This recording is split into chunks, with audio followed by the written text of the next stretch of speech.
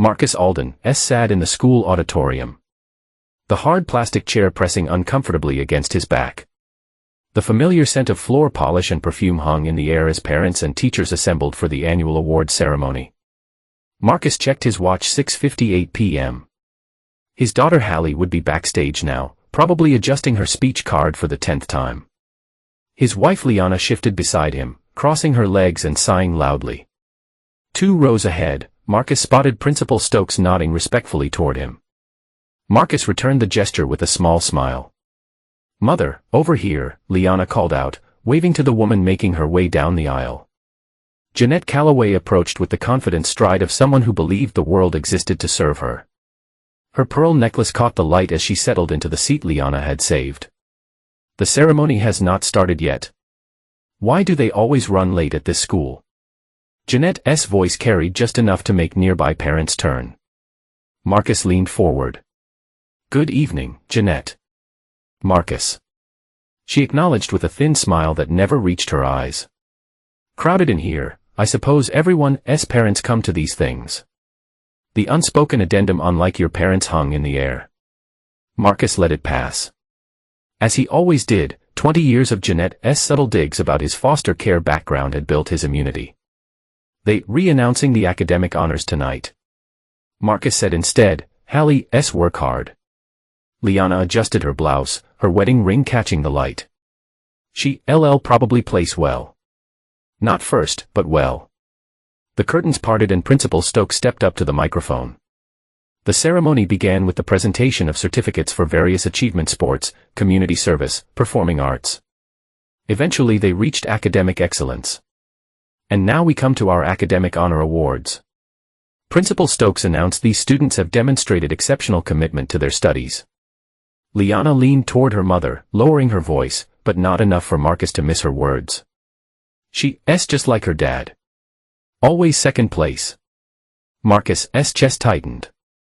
He kept his face neutral. A skill perfected through years of business negotiations. Jeanette laughed quietly. "At least she got your looks." Marcus watched as the students filed onto the stage. Hallie appeared. Her dark hair pulled back in a simple ponytail. Her posture straight, but her fingers fidgeting with the hem of her blazer. She looked nervous. "And now, I'd like to invite this year's valedictorian to say a few words," Principal Stokes said. Hallie stepped forward, her voice catching slightly as she began.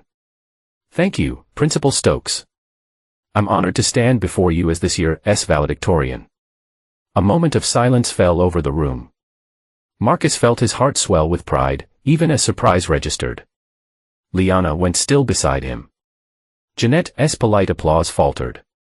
"I want to thank everyone who helped me reach this achievement," Hallie continued, her voice growing stronger. "Especially my father, who taught me that persistence matters more than natural talent." Marcus felt a lump form in his throat. Around him, parents and teachers broke into enthusiastic applause. He caught Principal Stokes nodding approvingly. Lyanna sat rigid. Her hands clasped tightly in her lap. A forced smile plastered on her face. Jeanette's mouth had formed a perfect, disapproving O when Hallie finished a brief speech and returned to her seat.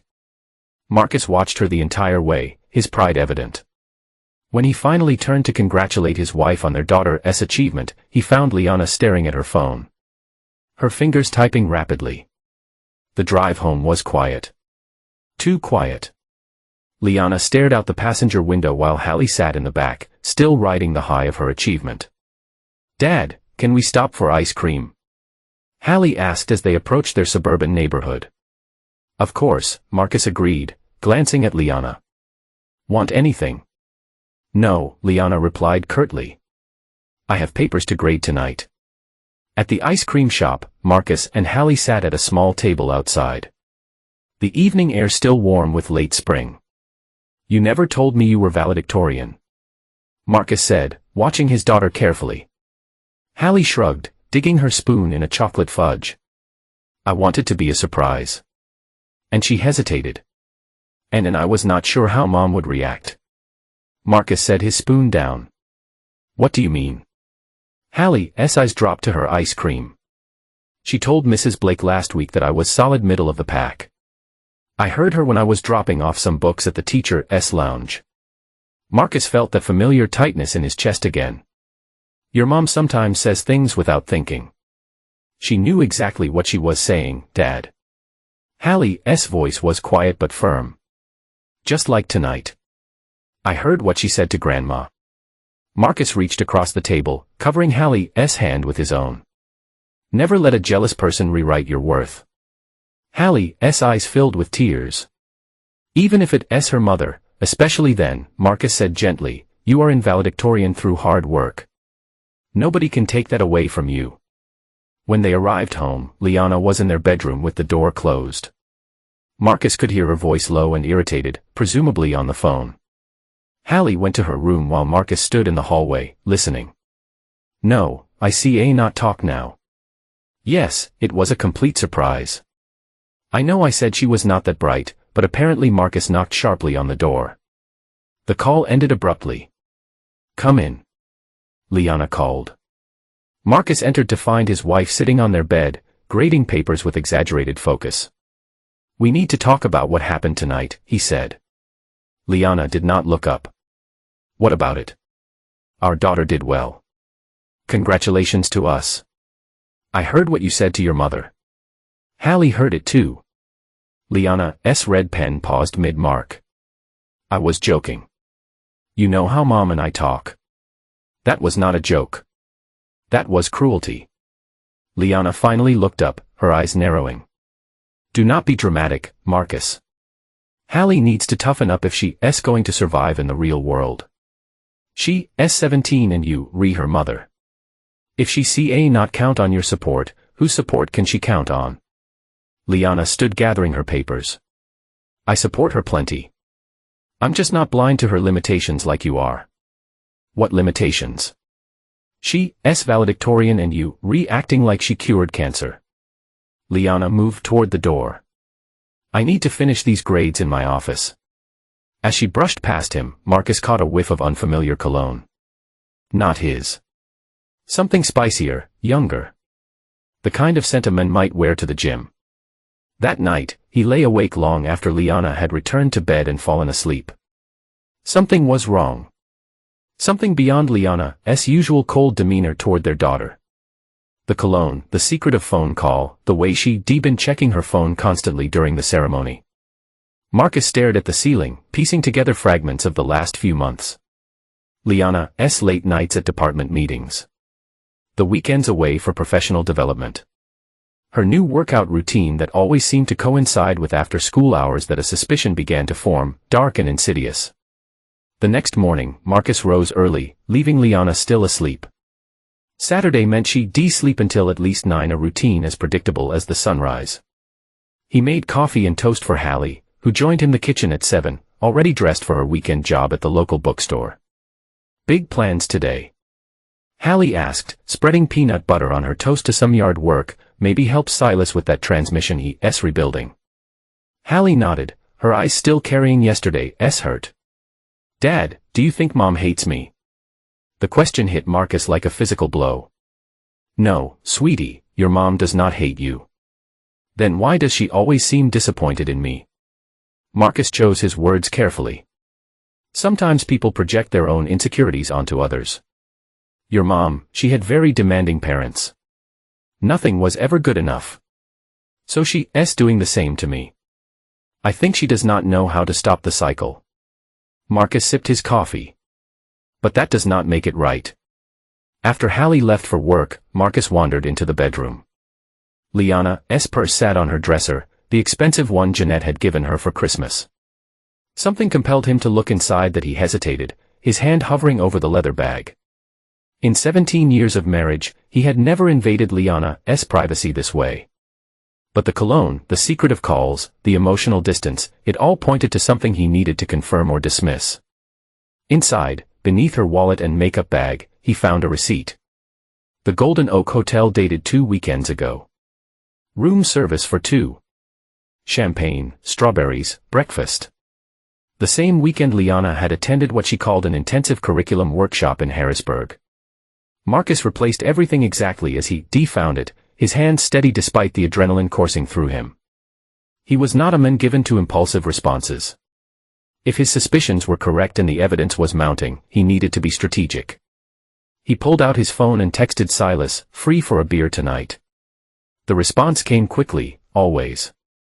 Murphy, S at 8, perfect. Need to talk. Monday morning arrived with rain pattering against the windows. Marcus drove Hallie to school, watching her gather her backpack and umbrella. "Wanting to drop you at the front door?" he asked. "No thanks. I'm meeting Zoe to go over our physics lab." She hesitated. "Do you think Mom will be at the faculty meeting this morning?" "Probably." "Why?" Hallie shrugged. "No reason. See you tonight." Marcus watched her hurry toward the entrance, rain darkening her hair.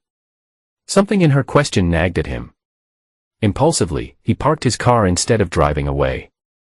The school was mostly empty this early. Marcus knew where Lyanna's classroom was, room 212, second floor, English department. He helped her move in years ago, carrying boxes of books up the stairs while she directed where everything should go. He climbed the stairs silently. Nodding to a custodian who recognized him, the hallway was deserted, except for a few early students at their lockers. As he approached room 212, he heard Lyanna's laugh, not the polite chuckle she used at home, but a genuine, flirtatious sound he had not heard in years. The classroom door was cracked open. Marcus stood to the side, listening.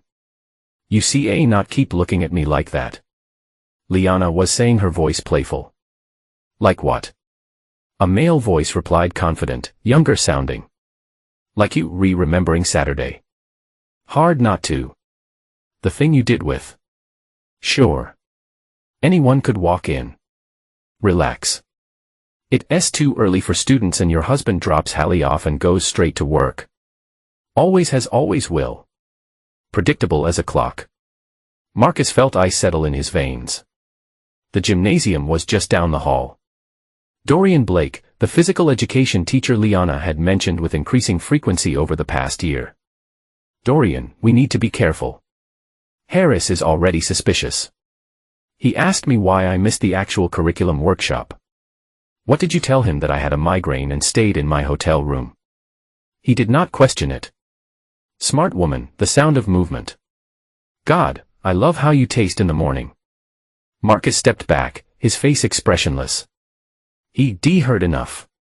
He walked away quietly, down the stairs out to his car.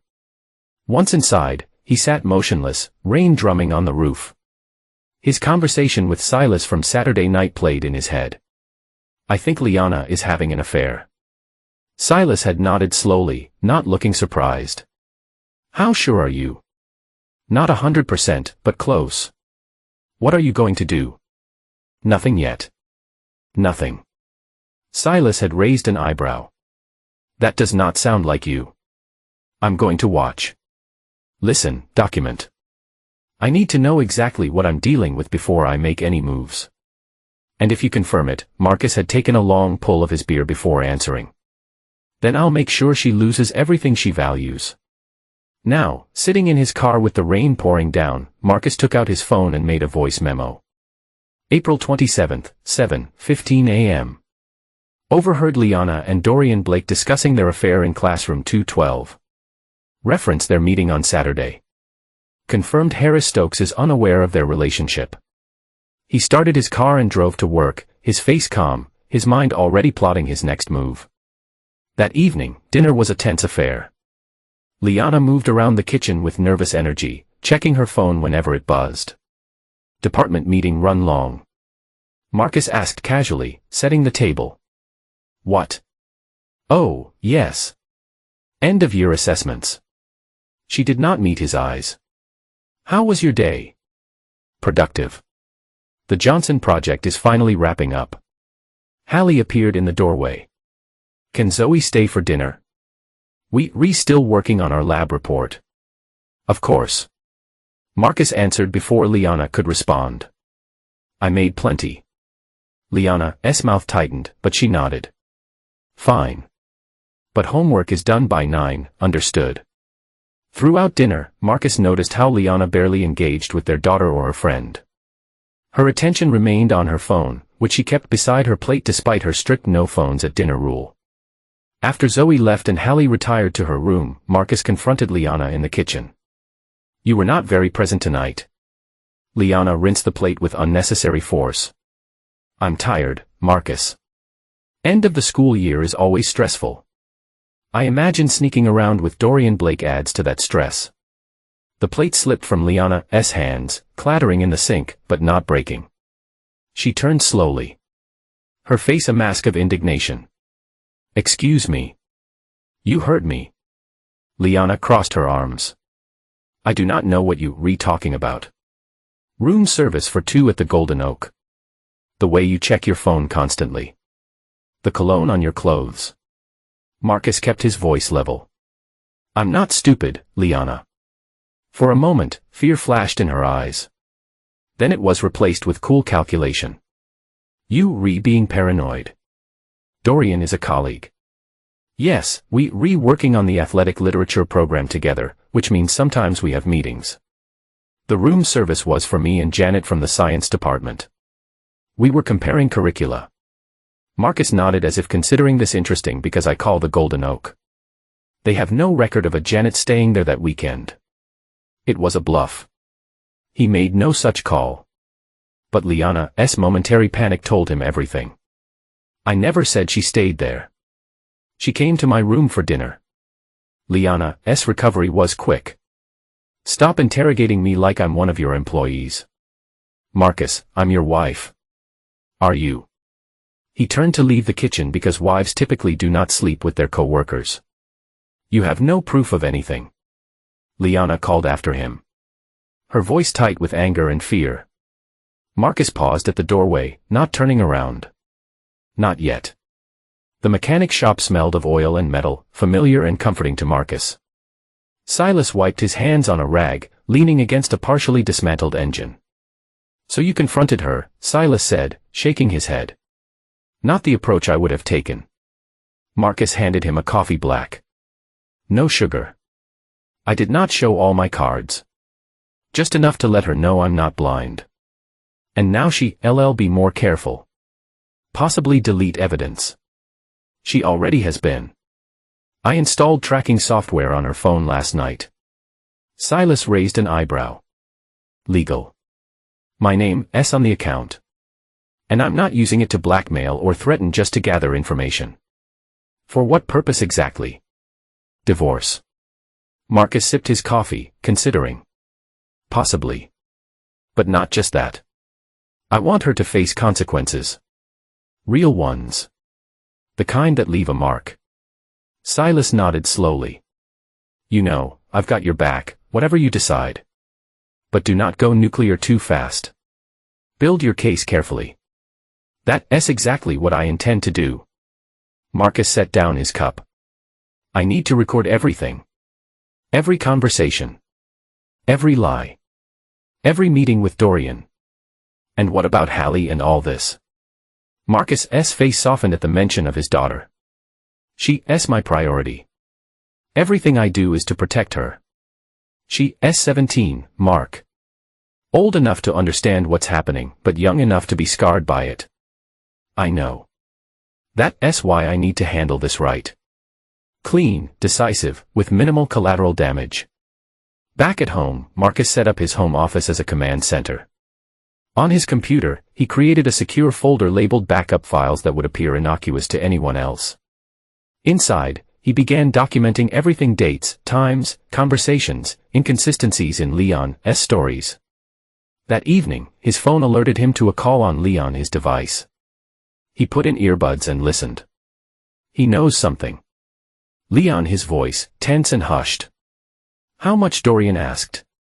"I'm not sure. He mentioned the hotel and your cologne." "Did he say he had proof?" "No, but he's not stupid. Marcus notices details. It's what makes him good at his job." "So what now? Do we cool things off?" A pause, temporarily, just until the school year ends.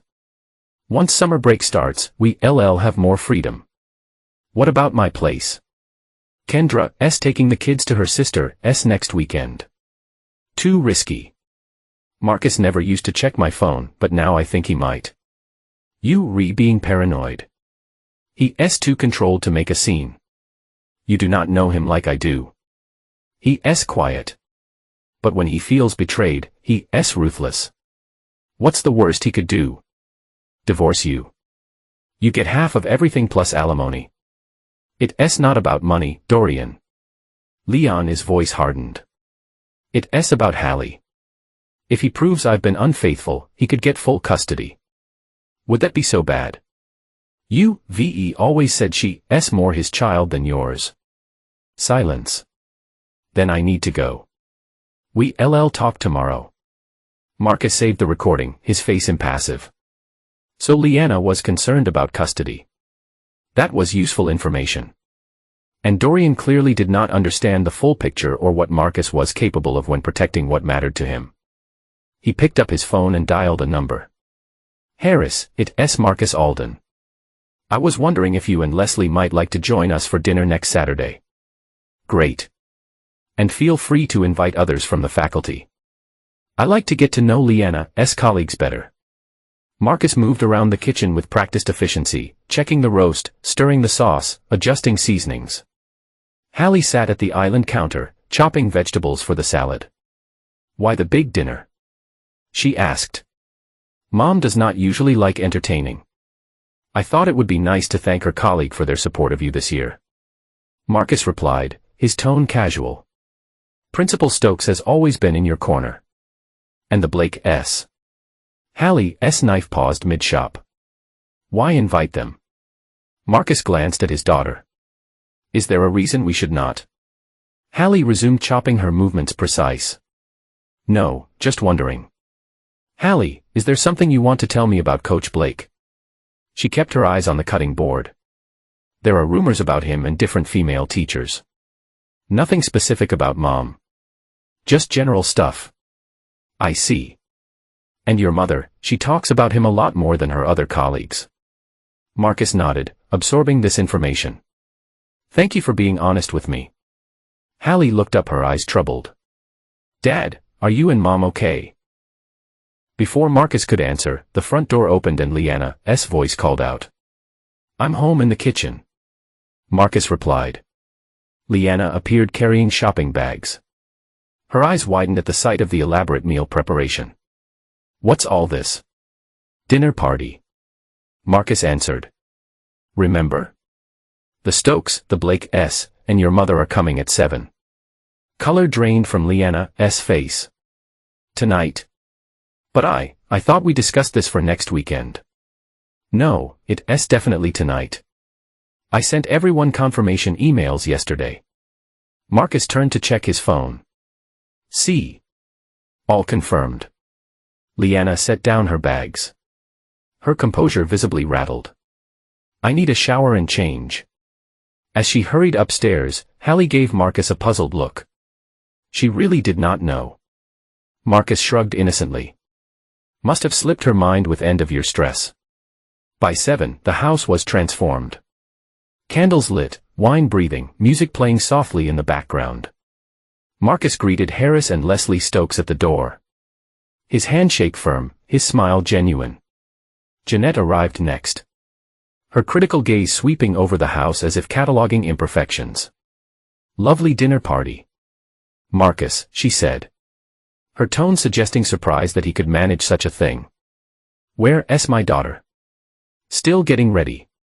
She's had a busy day. The doorbell rang again. Marcus opened it to find Dorian and Kendra Blake. Dorian's confident smile faltered slightly upon seeing Marcus, while Kendra's sharp eyes missed nothing. Welcome. Marcus said warmly.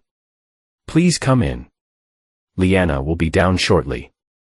In the living room, conversations flowed easily. Marcus played the perfect host, attentive and charming. When Lyanna finally appeared, her hair still damp at the edges. Her makeup hastily applied. All eyes turned to her. Sorry for the delay. She said, her smile too bright. End of year grading. We understand. Harris nodded sympathetically. It's a demanding time. Throughout dinner, Marcus watched the subtle dance between Lyanna and Dorian, the careful avoidance of eye contact, the flinch when their hands accidentally brushed reaching for the salt. The way Lyanna tensed every time Dorian addressed Marcus directly. "So, Dorian," Marcus said during dessert, "Lyanna mentions you redeveloping a new athletic literature program. Sounds fascinating." Dorian cleared his throat. "Yes, it's about incorporating sports memoirs into the English curriculum. Lyanna's been working late on it quite often. Must be quite the undertaking." Kendra's fork paused midway to her mouth. "Really? Dorian has not mentioned working late." An uncomfortable silence settled over the table. It's mostly been during planning periods. Lyanna interjected quickly, and email exchanges. "Those late-night emails," Marcus nodded understandingly. "Technology makes collaboration so convenient these days, does not it?" Harris raises glass.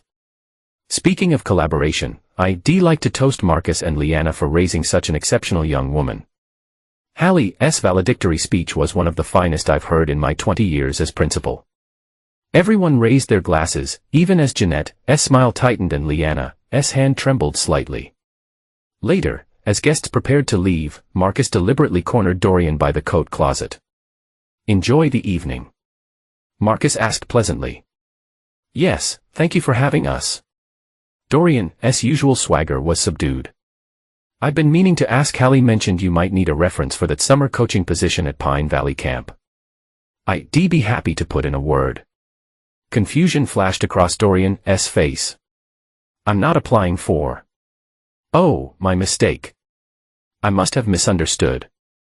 Marcus smiled, lowering his voice. "Easy to misunderstand things, is not it? Like appropriate boundaries between co-workers." Dorian's face hardened. "I'm not sure what you re-implying." "I'm not implying anything. Just making conversation." Marcus handed him his coat. "Drive safely. Roads can be treacherous when you do not see what's coming." As the front door closed behind the last guest, Lyanna rounded on Marcus. "What was that about?" "What was what about?" Marcus asked innocently, collecting wine glasses. "That whole dinner. The pointed questions, the references to late nights. Just taking an interest in your work, Lyanna. Is not that what supportive husbands do?" Lyanna's eyes narrowed. "You blindsided me with this dinner. You said it was next weekend." "Did I? Must have been a misunderstanding." Marcus' voice remained calm. "Like you misunderstanding your wedding vows." Lyanna stepped closer, her voice a harsh whisper. "You have no proof of anything. Yet here you are, defending yourself against accusations I have not even made." Their standoff was interrupted by Hallie's voice from the stairs. "Is everyone gone?" Lyanna straightened, her mask of normalcy slipping back into place. "Yes, honey. It was a lovely evening." Marcus watched his wife retreat to their bedroom. Her shoulders rigid with tension. His trap was set. Now he just needed to wait for the next mistake. Rain pelted against the windows of Marcus' home office as he reviewed financial documents. The joint account, retirement funds, property holdings, everything needed to be documented before making any legal moves. He'd been methodical in his preparations. Seeking the advice of a discreet attorney without Lyanna's knowledge, a knock at his door interrupted his concentration.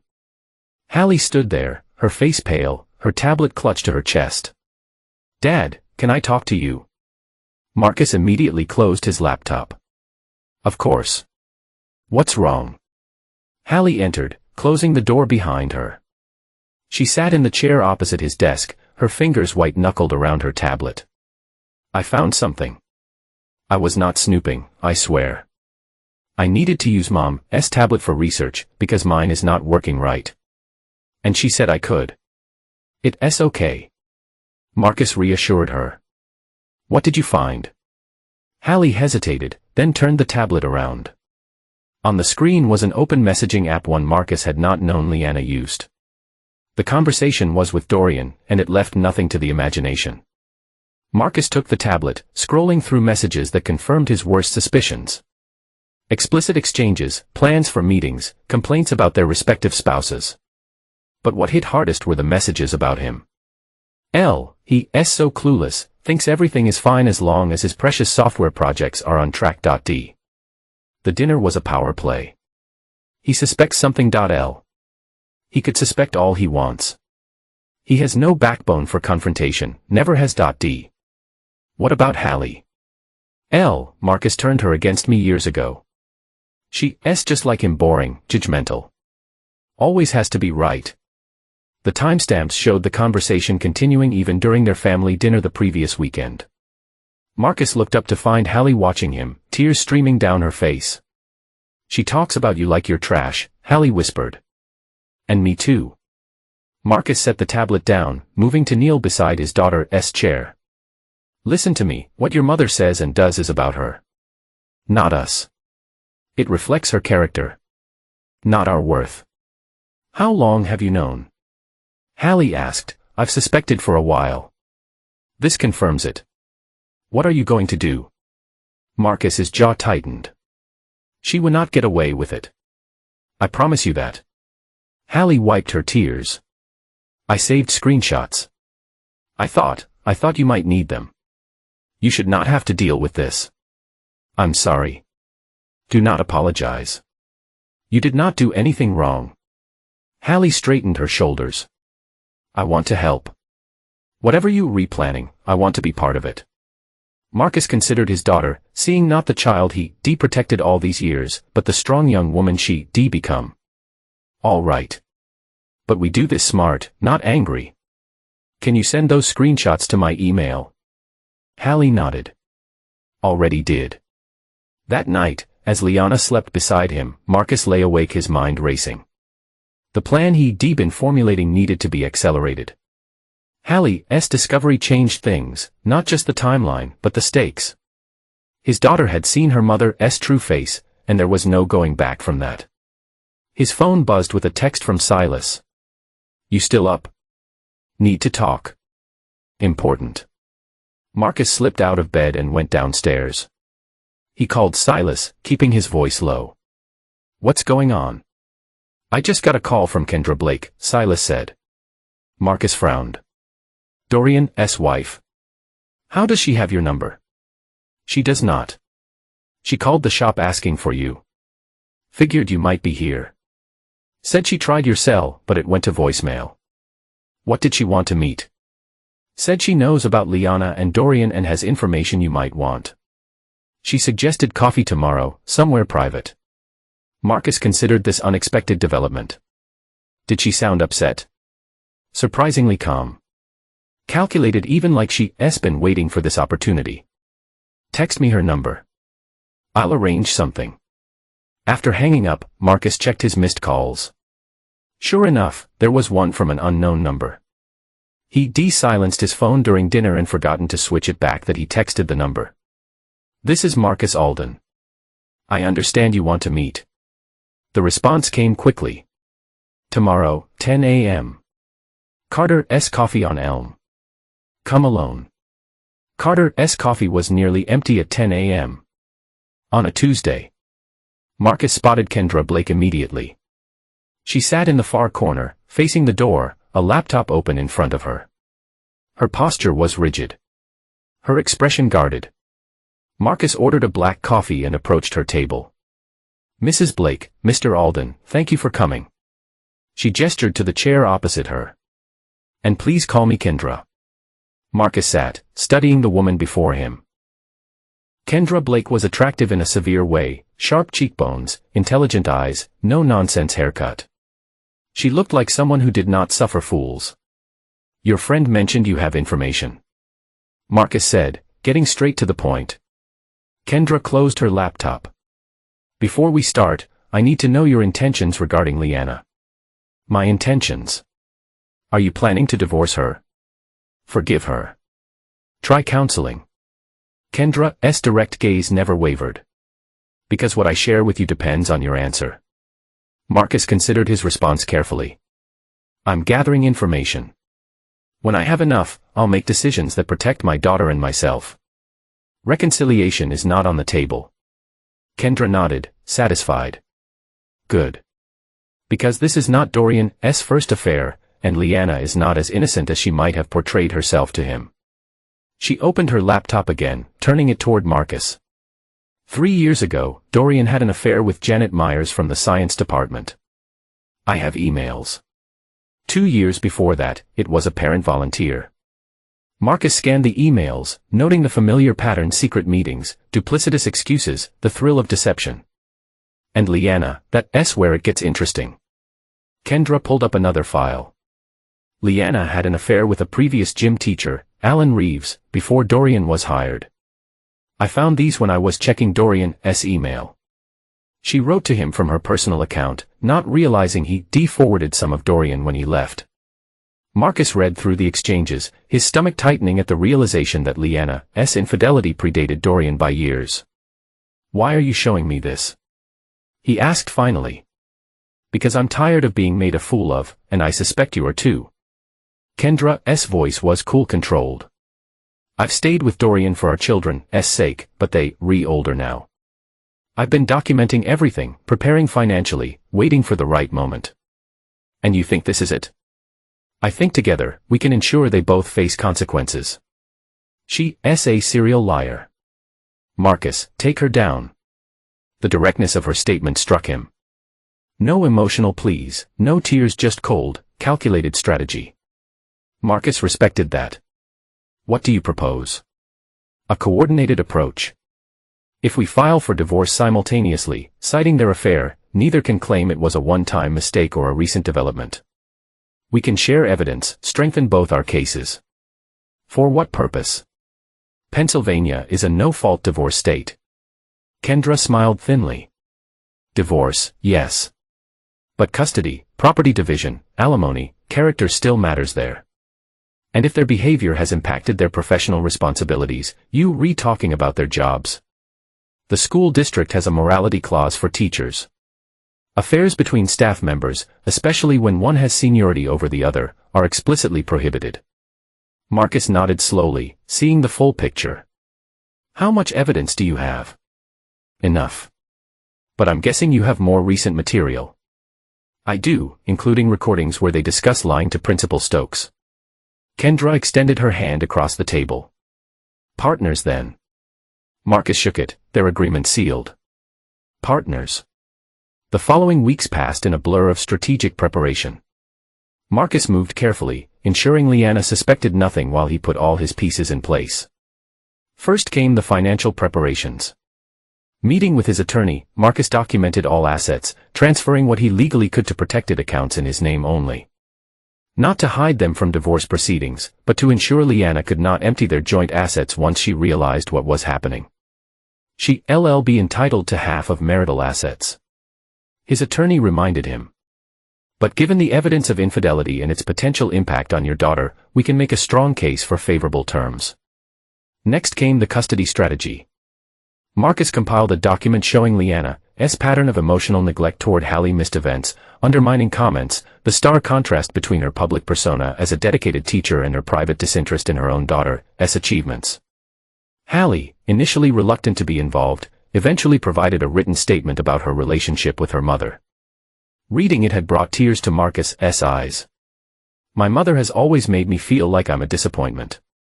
When I achieve something, she finds ways to minimize it. When I struggle, she treats it as confirmation of her low expectations. My father has been my constant support, my safe place, my example of what unconditional love looks like. Marcus updated his will, ensuring that if anything happened to him, Hallie's future would be secure and Jeanette could not assert control over any aspect of her life. He designated Silas as executor, trusting his friend to honor his wishes. Through it all, he maintained a facade of normalcy at home. He ate dinner with Lyanna, discussed household matters, even accompanied her to a faculty function where he watched her and Dorian perform their careful dance of public indifference while exchanging meaningful glances when they thought no one was looking. Harris Stokes cornered him at that event. A glass of punch in hand. Marcus, good to see you. How are things at home? Everything's fine, Harris. Why do you ask? The principal hesitated.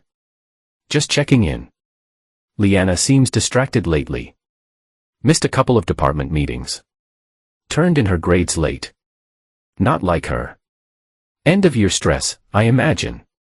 Marcus replied smoothly. Plus all that extra work with the athletic literature program. The what?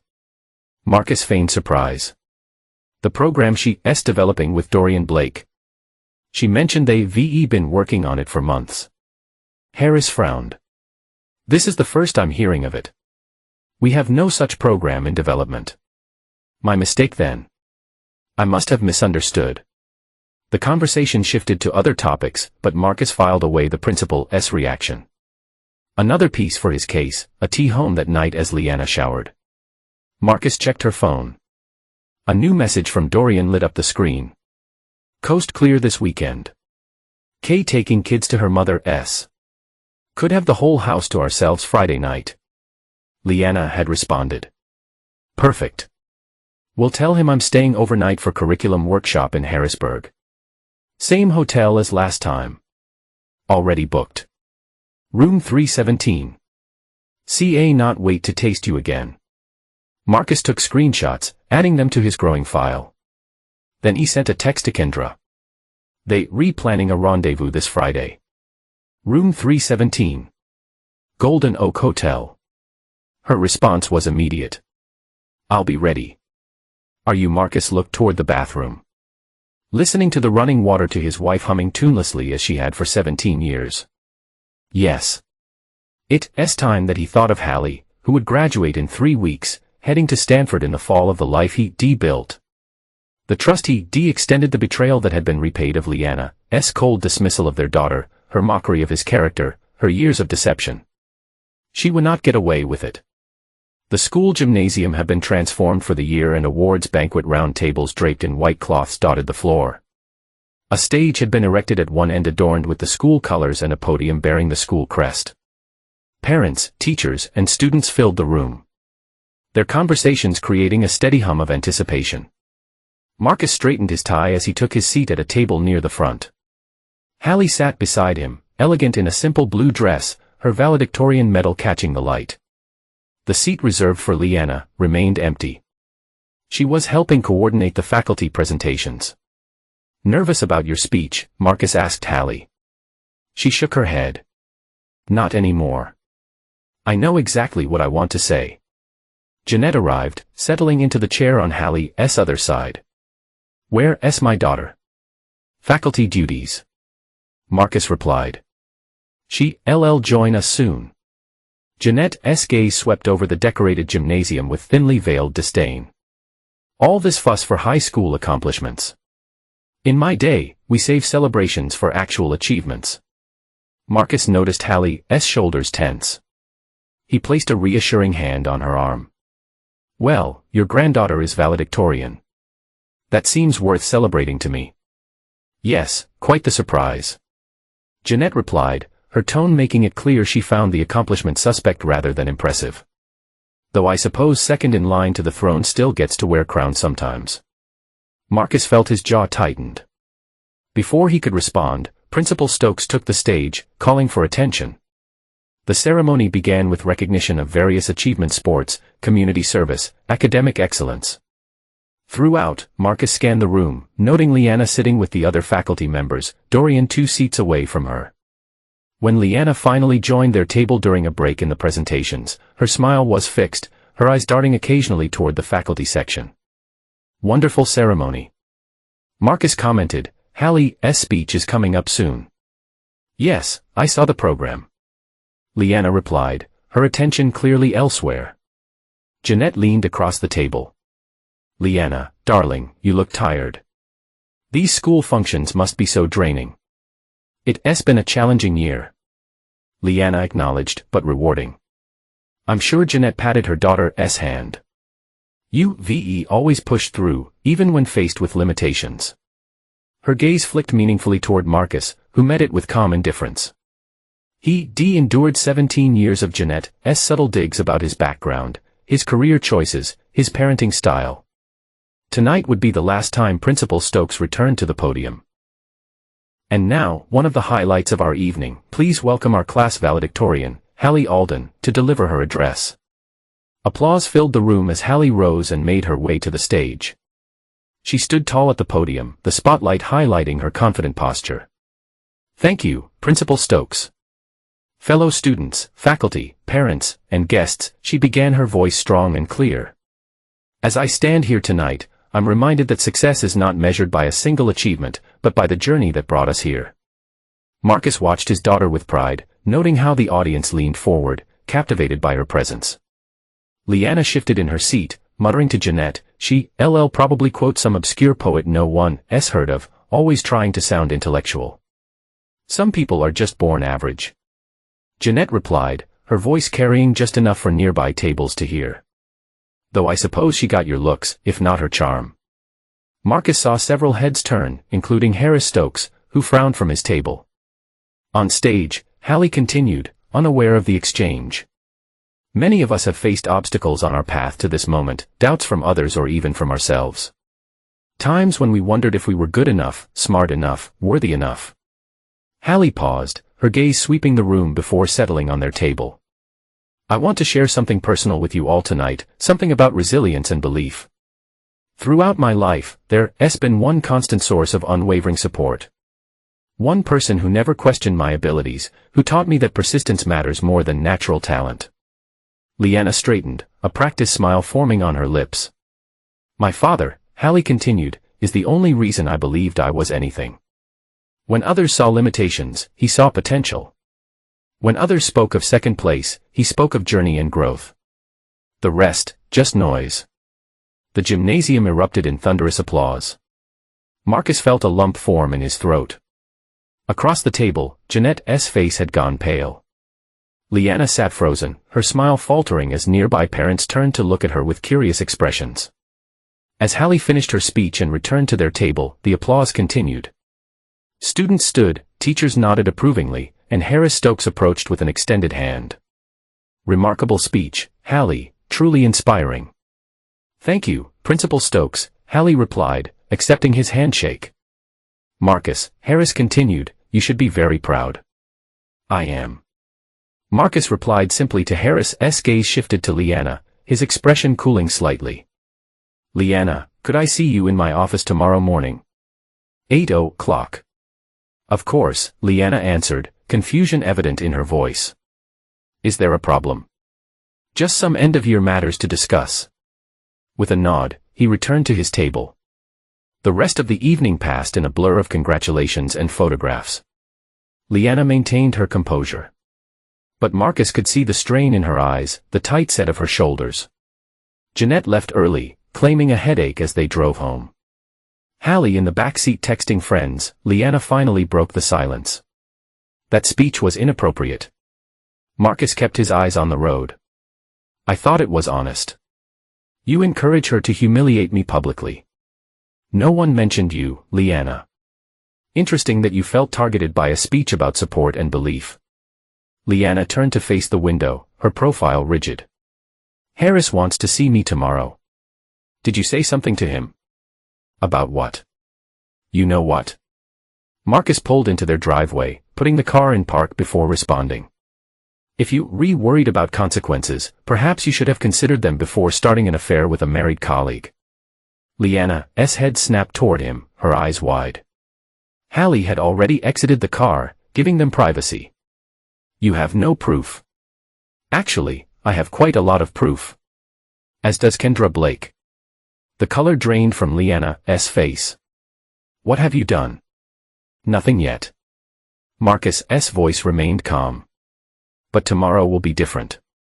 The morning dawned bright and clear, sunlight streaming through the bedroom window. Marcus had been awake for hours, finalizing preparations. Lyanna had barely spoken to him since the banquet, leaving for her meeting with Principal Stokes without a word. Marcus checked his watch 8:15 a.m. By now, Harris would be outlining the allegations against her. The morality clause violations, the dishonesty about professional development events, the misuse of school resources for personal communications. His phone buzzed with a text from Kendra. It's done. Filed this morning, Judge Wilson, 9.30 hearing for temporary orders. Marcus replied, on schedule here too, meeting the attorney at 10, that he dressed carefully the charcoal suit he reserved for important client meetings. A crisp white shirt, his best tie. Today was a day for precision, for formal declarations, for irrevocable actions. Downstairs, Hallie sat at the kitchen island, nursing a cup of tea. She looked up as he entered. "Big day," she said simply. Marcus nodded. "You do not have to be here for this part. I want to be for you." He squeezed her shoulder gently. "Your mother will be home soon. It will not be pleasant. I know, but I'm not a child anymore, Dad. I can handle it." The sound of tires on gravel announced Lyanna's return. Marcus straightened, centering himself for what was to come. The front door opened and closed with unusual force. Lyanna stormed into the kitchen. Her face flushed with anger. "You bastard. You went to Harris with lies about me and Dorian." "I did not need to lie," Marcus replied evenly. "The truth was damning enough. He suspended me pending an investigation. My reputation is exactly what you earned." Marcus interrupted. "Your actions have consequences, Lyanna. Today is just the beginning." He reached into his jacket, removing a thick envelope. "These are divorce papers. My attorney will file them this morning unless you agree to my terms." Lyanna's anger gave way to shock. "Divorce? After 17 years, you throwing everything away over one mistake." "One mistake?" Marcus laughed without humor. "We both know better. Alan Reeves, the parent volunteer from the drama department. And those are just the ones I know about." Lyanna's face paled. "How did you?" "Kendra Blake has been quite informative. It seems you and Dorian share more than just a bed. You share a pattern of betrayal." The doorbell rang. Marcus checked his watch again, right on schedule. "That will be Jeanette. I asked her to join us." How he moved to answer the door while Lyanna stood frozen in the kitchen. Moments later, Jeanette swept in, her expression a mixture of confusion and irritation. "What's this about, Marcus?" "I have appointments this morning. This will not take long." Marcus gestured for her to sit. "I wanted you present when I outline the terms of the divorce." "Divorce?" Jeanette looked sharply at her daughter. "Lyanna, what is going on?" Before Lyanna could answer, the doorbell rang again. This time, Marcus went to answer it. He returned with Dorian Blake, whose confident demeanor had given way to barely concealed "What is this?" Dorian demanded. "I got a text from Lyanna saying to come immediately." "That was for me." Using Lyanna's phone, Marcus explained calmly.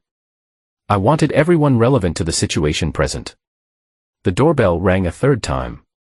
Hallie answered, returning with Principal Stokes, whose grave expression suggested he understood the gravity of the moment. "Thank you all for coming." Marcus began, his voice steady. "I've gathered you here because what happens next affects each of you." He placed a file on the kitchen island. "In this folder is evidence of a years-long affair between my wife and Dorian Blake. Text messages, emails, hotel receipts, photographs, and witness statements." Dorian stepped forward aggressively. "You bluffing. You have nothing. Room 317 Golden Oak Hotel."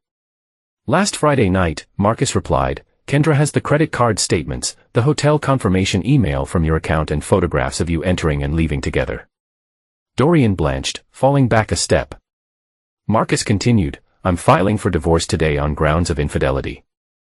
I'm seeking full custody of Hallie with no visitation rights for Lyanna until Hallie turns 18, which conveniently happens in 3 months. You not do that." Lyanna protested, looking desperately toward her mother. "Mom, tell him he not do that." Jeanette remained silent. Her expression hardening as the full picture became clear. "I not and I will." Marcus replied, "The evidence is substantial. And Hallie will testify to your emotional neglect if necessary." He turned to Harris Stokes. "Principal Stokes, I provided you with documentation of how this affair has impacted their professional responsibilities. Missed meetings, falsified professional development claims, inappropriate use of school property for personal communications." Harris nodded grimly. "The district takes these allegations very seriously, especially given the morality clause in our employment contracts." Marcus handed another envelope to Dorian. "This contains copies of everything I've given to your supervisor at the athletic department. You being fired, not suspended, pending investigation fired, effective immediately. He then turned to Jeanette and you, Jeanette, for 17 years, I've endured your condescension, your thinly veiled insults about my background, your constant undermining. That ends today. Jeanette's face tightened with indignation. How dare you speak to me this way in my daughter's home? My home. Marcus corrected. My name is on the deed. And as of this morning, I've revoked the standing invitation I extended to you years ago. You no longer welcome here. He leaned forward, his voice dropping to a quieter, more dangerous tone. You underestimated the quiet once. That was your mistake. The kitchen fell silent. The weight of Marcus's words settling over everyone present. Hallie stood in the doorway, her face solemn but resolute. Lyanna broke the silence, her voice trembling with a mixture of rage and fear. You've planned this for months, have not you? Gathering evidence, setting traps, waiting for the perfect moment. Yes, Marcus acknowledged without apology, just as you've planned your deceptions for years. What do you want from me? To beg. To plead for forgiveness. I want nothing from you anymore, Lyanna. That's the point. The papers outline a fair financial settlement, half the marital assets, no alimony. Sign them, and you walk away with your dignity, at least partially intact. Fight me, and I release everything to your colleagues, your friends, your professional network. Lyanna stared at the papers, then at the faces surrounding her. Jeanette's cold anger, Harris's disappointment, Dorian's panic, Hallie's quiet resolve, and Marcus's implacable determination. You destroying my life, she whispered. No, Marcus replied softly. You did that yourself. I'm just ensuring you face the consequences. You placed a pen beside the papers. Your choice. The courtroom was nearly empty, just Marcus, his attorney, Lyanna with her lawyer, the judge, and court personnel. Hallie had offered to come, but Marcus had insisted this part of the process was better handled without her. Judge Wilson reviewed the settlement agreement, her expression neutral. This is quite straightforward for such a long-term marriage. MS. Alden, you waiving any claim to alimony? Lyanna nodded, her eyes fixed on the table before her. Yes, Your Honor. And Mr. Alden, you seeking full legal and physical custody of your minor child, with MS. Alden having no visitation rights until the child turns 18. That's correct, Your Honor. Our daughter will be 18 in less than 3 months, at which point she'll be leaving for college. The arrangement is primarily to formalize the current situation. The judge studied them both over her reading glasses. Normally, I would question such a one-sided custody arrangement, but given the evidence submitted regarding MS. Alden's conduct and the child's age, I'm inclined to approve it. She signed the decree. Divorce granted, property to be divided as outlined in the settlement. Custody awarded as requested. The gavel fell with a sense of finality. Marcus felt a weight lift from his shoulders, not happiness, exactly, but resolution. The end of a chapter that had gone on far too long. Outside the courthouse, Lyanna approached him, her lawyer hanging back discreetly. You got everything you wanted, she said, her voice hollow. I hope it was worth it. Marcus regarded her calmly. This was never about what I wanted, Lyanna. It was about what you deserve. And Hallie was publicly humiliating her mother what she deserved. Hallie deserved a mother who supported her, who celebrated her achievements, who put her needs above selfish desires. She did not get that from you. Lyanna's face tightened. Will you ever tell her about the others? About Alan? No, Marcus interrupted. That burden is yours to carry, not hers. So noble, Lyanna's voice turned bitter. The perfect father, the wronged husband, the moral victor. Does it feel good, Marcus? Standing on the high ground, it feels necessary. He replied simply, Goodbye, Lyanna. He turned and walked away, not looking back, even as she called after him. The chapter was closed. There was nothing more to say. Later that afternoon, Marcus received a call from Harris Stokes. I wanted you to know, the principal began without preamble. The board has terminated Lyanna's contract effective immediately. The morality clause violation was clear-cut. I see Dorian Blake is also gone. His wife presented similar evidence to his department head. Thank you for letting me know, Harris. There's one more thing. Harris continued. Jeanette Calloway attempted to intervene with the board president. They play golf together. Apparently, she suggested the evidence was fabricated, that you had manipulated the situation. Marcus felt his jaw tightened. And I presented the full documentation. Board President Thompson was unimpressed with Mrs. Calloway's attempt to influence a personnel matter. In fact, he's reconsidering her position on the school's donor committee. I appreciate your integrity, Harris. Hallie is a remarkable young woman, Marcus. Stanford is lucky to have her. After hanging up, Marcus sat at his desk, processing everything. The divorce was final. Lyanna had lost her job. Jeanette's influence had been diminished. The consequences he'd planned have been delivered with precision. Yet there was no joy in the victory, only a quiet satisfaction that justice had been served. Not revenge for its own sake, but consequences proportional to the betrayal. His phone buzzed with a text from Silas. Court done. Need company? Marcus replied, yes.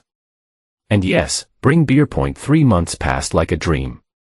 The divorce finalized, the house sold, a new beginning taking shape. Marcus stood in the empty living room of their new home, smaller than the old one, but with better light and a view of the park. Moving boxes surrounded him, each labeled in Hallie's precise handwriting. She'd taken charge of the packing, organizing their possessions with the same methodical care she applied to everything. Dad, Hallie called from upstairs. Where do you want these photo albums? In the study on the built-in shelves, he replied. Footsteps on the stairs announced Hallie's descent. She placed a box labeled Photos Pre-2015 on the floor. I found these in the attic of the old house, she said, opening the box to reveal several albums. Wedding photos. Should we keep them? Marcus knelt beside her, lifting out the white leather-bound album. Inside, images of a younger version of himself smiled beside irradiant Lyanna. They looked happy, hopeful, unaware of what lay ahead. Yes, he decided. They're part of our history. Part of how you came to be. Hallie nodded, relieved. I was afraid you want to burn them or something. No need for that. What happened does not erase what was. The doorbell rang. Hallie jumped up to answer it, returning with Silas, who carried a potted plant and a 6-pack of beer. Housewarming, he announced, handing the plant to Hallie and the beer to Marcus. Place looks good. It's getting there. Marcus replied, just in time for Hallie to leave us for California. 2 weeks, Hallie confirmed, but I'll be back for Thanksgiving. Silas leaned against the wall, surveying the living room. Heard anything from me, Anna? Marcus shook his head, not directly. I know she's living with Jeanette for now, looking for teaching positions out of state. And Dorian, Kendra said he's working at a sporting goods store. Minimum wage, no benefits. Silas nodded slowly. Karma's a patient collector. Hallie excused herself to continue unpacking, leaving the two men alone. Silas opened 2 beers, handing one to Marcus. You did right, you know, Silas said after a long pull. Some men would have exploded, made a scene, maybe gotten violent. You were surgical. I had Hallie to think about. And myself, I could not let her destroy what we built. Still must be strange. 17 years of marriage gone. Marcus looked around the new house, clean lines, fresh start, no ghosts, not gone, transformed into something else. A lesson, maybe always, the philosopher Silas chuckled. So what's next for Marcus Alden, newly single software architect and empty nester? Work, reading, maybe travel once Hallie's settled at Stanford.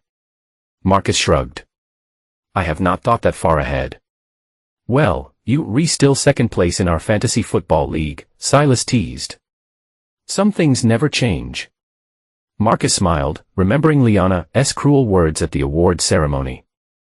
As long as I'm first in my daughter's eyes, that's enough. 2 weeks later, Marcus stood at the airport to partygate Hallie's carry-on bag at his feet. Around them, other families said goodbye to college-bound students, mothers crying, fathers offering last-minute advice, siblings making faces, got everything. Marcus asked, though they checked twice before leaving home. Laptop, chargers, medication, all packed, Hallie assured him. And if I forgot anything, Stanford probably has stores nearby. They do. I checked. Hallie laughed. Of course you did. The boarding announcement came over the loudspeaker. First call for a flight to San Francisco. That's me. Hallie said, suddenly looking younger, more vulnerable. I guess this is it. Marcus pulled her into a tight hug. This is not an ending, how it's a beginning. You re-beginning. I'm going to miss you so much. I'll be right here whenever you need me. Call anytime, day or night. Hallie pulled back, wiping away tears. Mom never showed up to say goodbye. I know. I'm sorry. I'm not. Hallie said firmly. It just confirms I made the right choice staying with you. She picked up her carry-on, squared her shoulders, and took a deep breath. I love you, Dak. I love you too, sweetheart. More than anything, Marcus watched as she joined the boarding line, her student ID ready in hand. She looked back once, offering a brave smile and a final wave before disappearing down the jetway. He stood at the window long after the plane had taxied away, watching until it became a speck in the sky, then vanished altogether. His daughter flying toward her future. Strong, resilient, unbroken despite everything as he turned to leave. His phone buzzed with a text from Silas. She off okay? Marcus typed his reply. Yes. Proud and terrified in equal measure that she'll be fine. She's your daughter. Marcus smiled, pocketing his phone as he walked through the terminal. Around him, life continued, travelers rushing to connections, families reuniting, airport staff directing the flow of humanity. He had survived the betrayal. He had protected what mattered most. He had ensured consequences for those who deserved them. The scars would remain, but they were badges of a battle fought with dignity rather than destruction outside. The summer sun warmed his face as he walked to his car. A new chapter was beginning, not just for Hallie, but for him as well. And for the first time in years, he felt truly free.